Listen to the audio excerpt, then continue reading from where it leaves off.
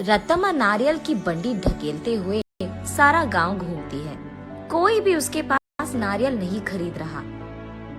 उस गांव के सारी गलियां ऐसे घूमती हैं कि उसके पैर भी थक गए। का बेटा, माँ भूख लग रहा है माँ, ऐसे पूछने पर उसे रोना आ जाता है और रत्तम्मा को पता नहीं चलता कि वो क्या करे।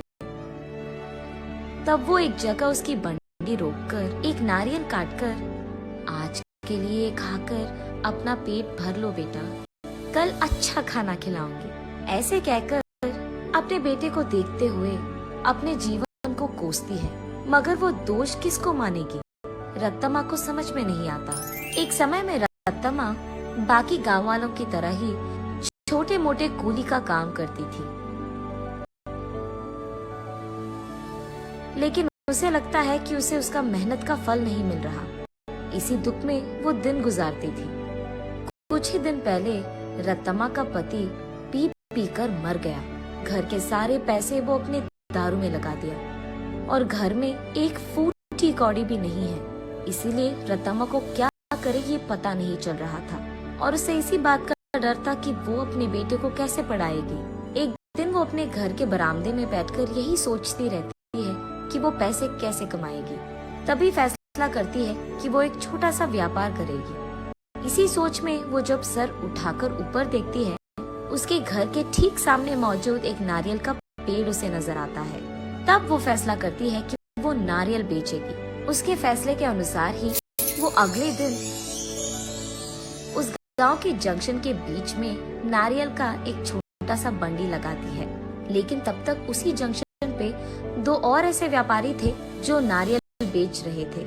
उन दोनों की वजह से रत्तम्मा का व्यापार ठीक से नहीं चलता है। इसी कारण 2-3 दिनों से रत्तम्मा की बंडी से सिर्फ 2 या 3 नारियल ही बिके थे।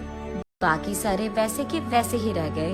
ये देख निराश होकर रत्तम्मा ये फैसला करती है कि अगर वो गांव के सारी गलियां घूमकर बेचने की कोशिश करेगी तो कम से कम कुछ तो बिक जाएंगे।